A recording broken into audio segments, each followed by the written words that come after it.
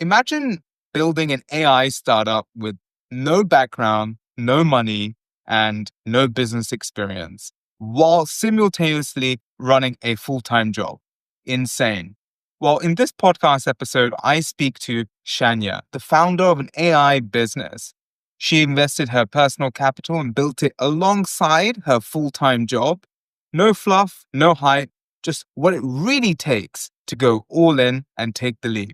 This one was so exciting. I think you're going to love it. Let's dive in. I would love to start with your introduction. Tell us a little bit about yourself, your journey. How did you go from working in digital marketing to now launching your own AI fashion startup? Well, first of all, thank you for having me.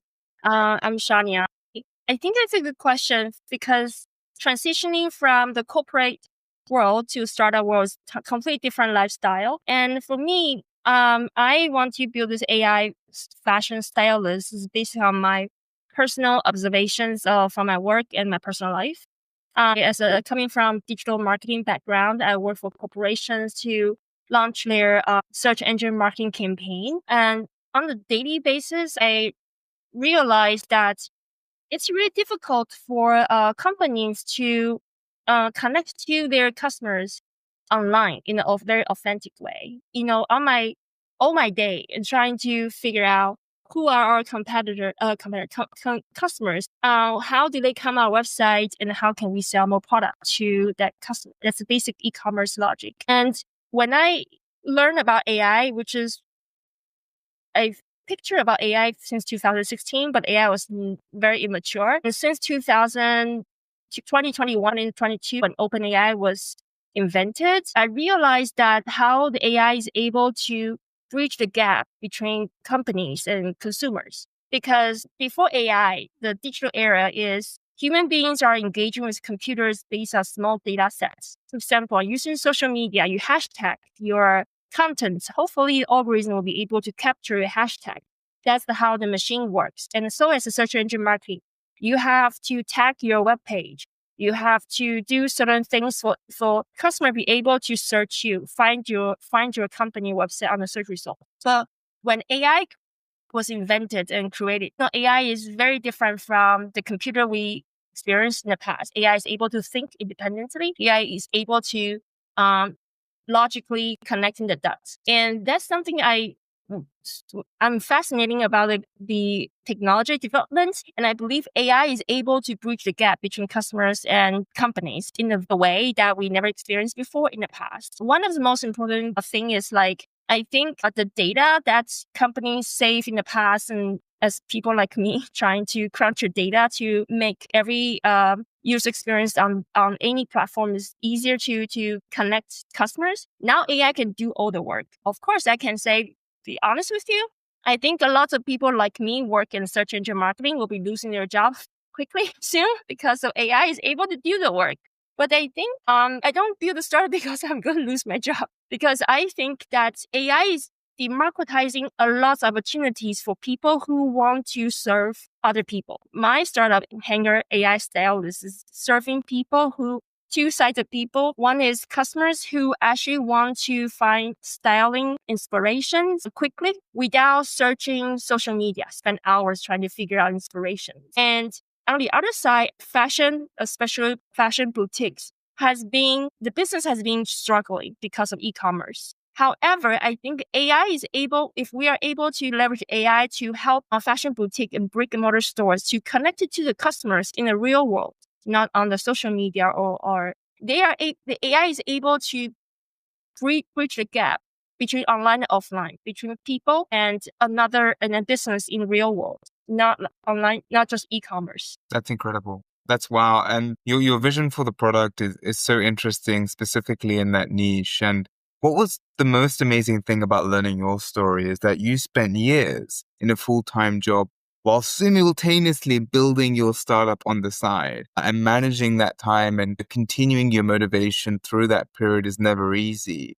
And then you made the leap from full-time employment to entrepreneurship. And that's huge. What pushed you to finally take that step? And what were some of the fears that you may have had that you had to overcome to take the leap? That's a very good question. I feel like past 10 years for me to it's a huge transition about my personal life and professional life. I think the big difference is like building a startup, building your own business is pretty much like you are experiencing life every day and you have a different takeaway. So working in a corporate environment, pretty much like I decide to be like everybody else. I work in a corporate environment. I have weekends. I have, I have my personal life that's, kind of follow the schedule like everybody else. That's definitely make you very comfortable. But, it's very interesting when you learn about yourself.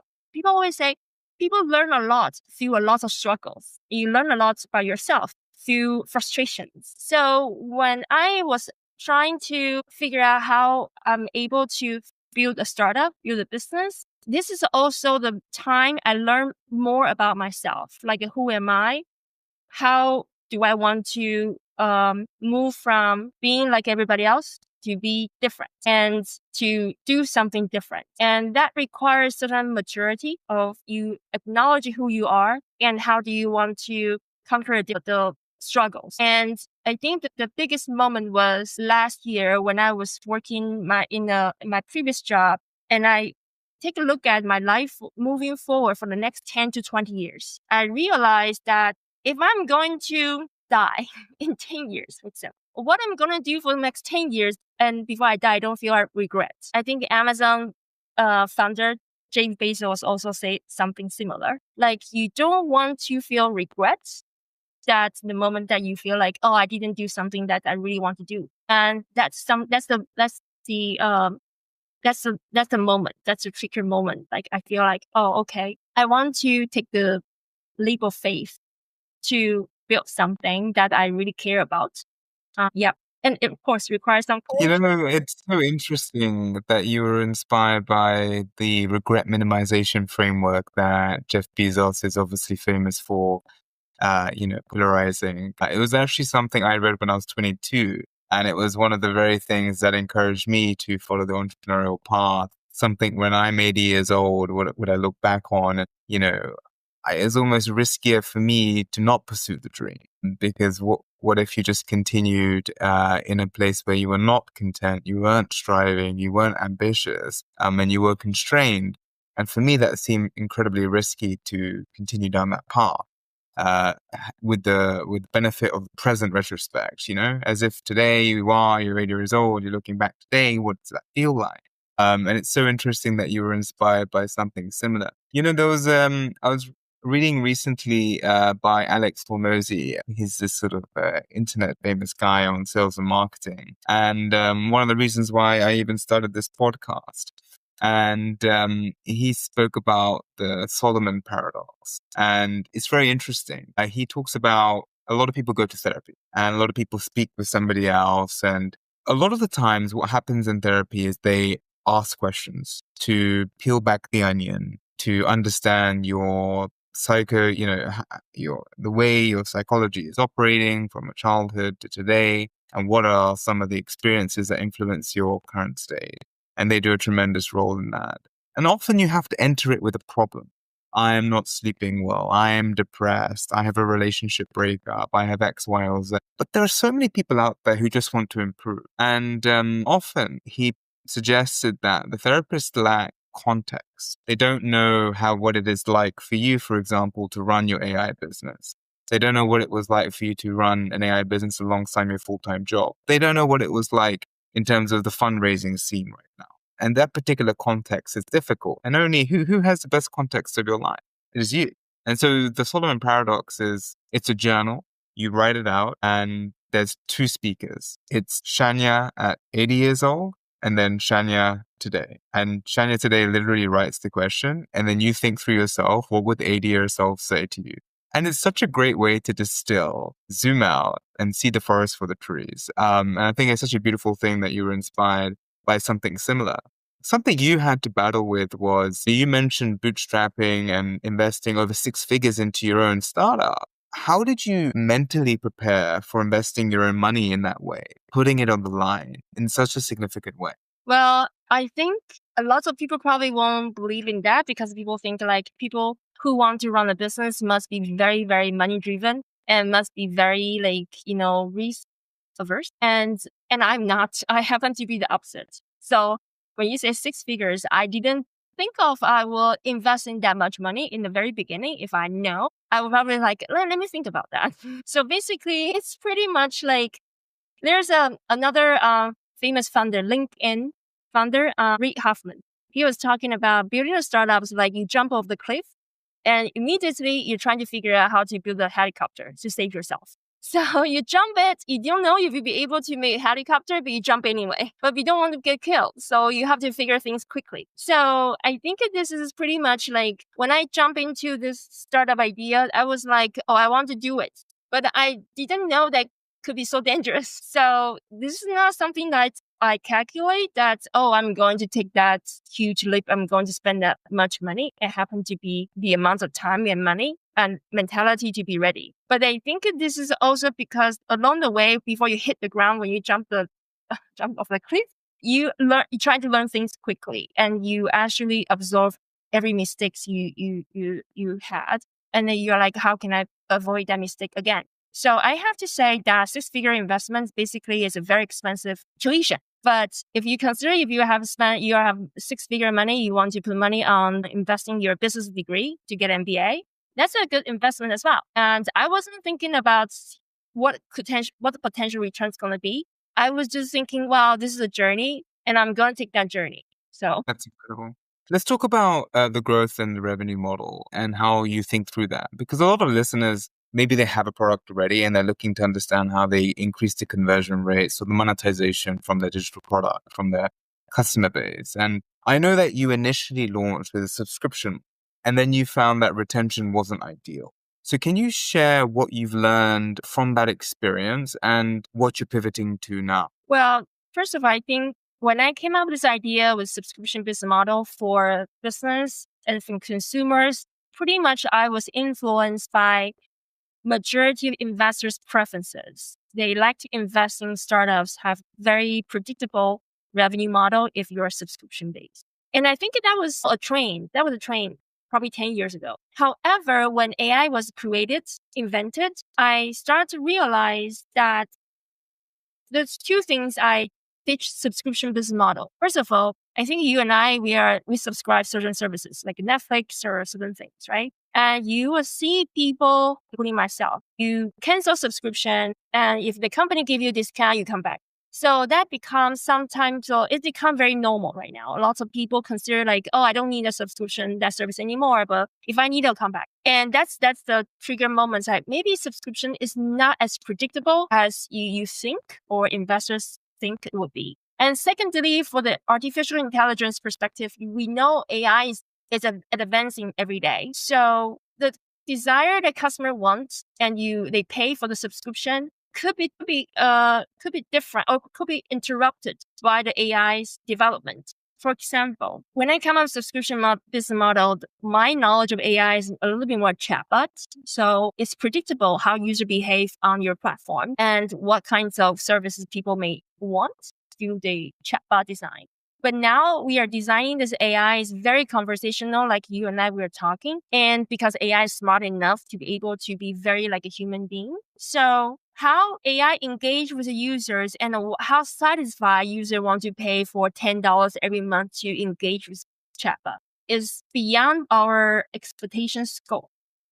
And I think for me, I'm not from a technology background, so I rely on my back-end team to tell me like how advanced AI is able to deliver the service and value to the end user. And that's the moment I realized that maybe it's just better just for on demand, that depends on how people feel about their needs with this AI. And then they pay for that needs at the moment. And the other part is, generally speaking, for a stylist, if you're a human being stylist, people do not need stylists every day. People just need stylists sometimes, maybe every other season, or occasionally I need some help from my friend. So why do people want to spend subscription service for a styling service if I don't need every day? 100%. 100%. That's such an interesting way of viewing it and how you're pivoting now. And ultimately there, the lesson is you never know. So really the only way to do that is to bring in the horizon of the learning curve and launch quickly, launch with your intuition, and then use data to iterate. Because what you did there is you launched with what you thought might work, see the market reception, understood what was working, what wasn't working, what needed to be improved, and then iterated on that basis, and now you made the pivot. And one of the other things that I remember discussing with you before was your idea of employing gamification. How are you thinking about gamification? What does gamification actually? Everyone throws this word around, right? Gamify this, get more engagement, make the product more sticky. What does gamification fundamentally mean to you? Well, this is just a very interesting jargon. People talking to investors, like, if you're not using subscription model, what is your revenue model? Like, I said, okay, gamification, because everybody understand that. But the spirits of HangRr, how we want to make money out of the service people are willing to pay, is based on that people feel good about themselves through chatting through the AI styling service. So there are several ways people will feel good about themselves. First, I don't know what to wear today, and I got, answer, and I feel great about myself because my problem was solved. So I'm willing to pay for that service. And the second type of feeling good about myself is I step out, my AI stylist tell me like, this is something will good on you. And when I step out, I got some compliment. That's something that I feel good about myself. That's potential. You're like, yeah, I want to go back and chat with my stylist and AI stylist. I want to get more compliment tomorrow. The other third about good about yourself is potentially in this AI-based community we create in the future is you're able to connect people who are like you, or because AI says, hey, you guys have a similar fashion taste. You could be a good friend. That's something that the emotional connections, something you actually pay for it. So when I say gamification, it's more just like the user's behavior, the desire cycle, like how much and how frequent they need that kind of feeling good about themselves through this AI. That's incredible. That's amazing. And if you reflect on your own journey through working in digital marketing, in corporate, realizing that you need to take a path that's true to you and minimize the regrets looking back and live a life well lived. And if you were talking to a viewer today who is currently embarking on creating their own product, or maybe they already have one and looking to take it to the next level, what is something you would tell them that you wish someone had told you? I think I would tell them, like, you have to make sure like you enjoy the struggles. I didn't get that when I started building startups. When I step into the startup journey, I consider like struggle is something I try to avoid. But in reality, struggle is part of life. And you have to be able to tell yourself, yes, it's okay. It's not going well. And don't take it too personal. So you will be able to bounce back. Say, okay, it's not a big deal. It's just part of life. That's lovely. Okay. I think that's so true, right? Because there's ups and downs. When times are not going fantastically, it's just good to know that times will be okay again. And when times are pretty good, you got to know that times are going to be pretty bad pretty soon. So it's both humbling and motivating at the same time. And I think you worded that beautifully. And it's been a real joy understanding the way you think through entrepreneurship, product building, and building a business. And many times they are not distinct things. They're one and the same thing, and the way your psychology operates is how your business operates. And it is truly fascinating. We love people who call their shot. Okay. And why don't you tell me right now, right here, where you think HangRr and yourself is going to be in 3 years from now? I think based on the AI technology and how our mission is to build AI powered fashion community, from now for 3 years, we will be able to see people using HangRr on a daily basis, especially when they travel to different cities and they still have HangRr to stylists to be in their pocket to help them to connect to local boutiques and to be able to meet new friends over AI's matchmaking capacity. Fantastic. Shanya, this has been such a pleasure. I could speak to you for hours on end. Where can someone listening to this right now, where can they connect with you? How can they support you on your journey for HangRr? Where do you want to set that? Well, if you are boutique owners, we definitely want to hear more about you, like how AI is able to help you to find right target customers, be able to nourish your customers in your city. So we are signing up ticks. If you are interested to take a look at our data, welcome. Go back to www.HangRr.app, please. HangRr is the HangRr, HangR, but please delete E-double-R. This is a HangRr. I know people search www.HangRr.com and ended up going to men's online clothing store. They're like, where can I find it? So HangRr.app. So it will be great that because AI will be getting smarter if more people join this community. So AI will be able to serve better. That's been a pleasure. Please go check out her product, her journey. It's really incredible what she's building and support that. Shanya, thank you so much. That's the pod. Thank you.